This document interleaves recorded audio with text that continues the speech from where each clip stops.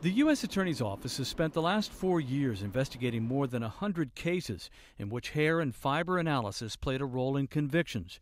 5 men had their cases thrown out when the evidence used against them turned out to be false. The latest being Kevin Martin, who served time for a murder he did not commit. Anytime something like that happens, that's a prosecutor's worst nightmare.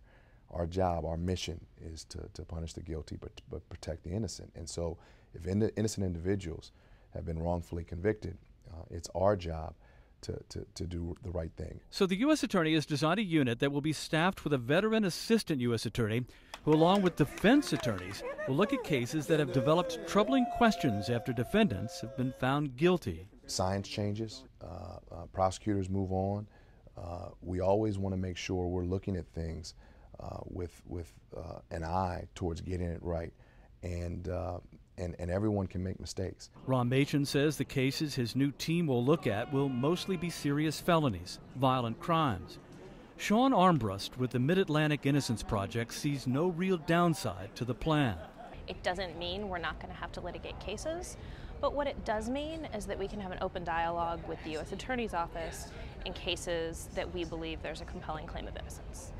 And it also means that the U.S. Attorney's Office itself is taking the problem seriously and trying to address it.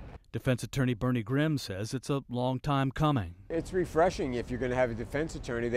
They look at it at a defendant's conviction through sort of a different set of glasses than a prosecutor does. The problem is once this unit opens for business, they're going to get more mail than Santa Claus. But defense attorney David Benowitz was a bit more critical, saying if the unit is going to look at prosecution practices, he has a suggestion.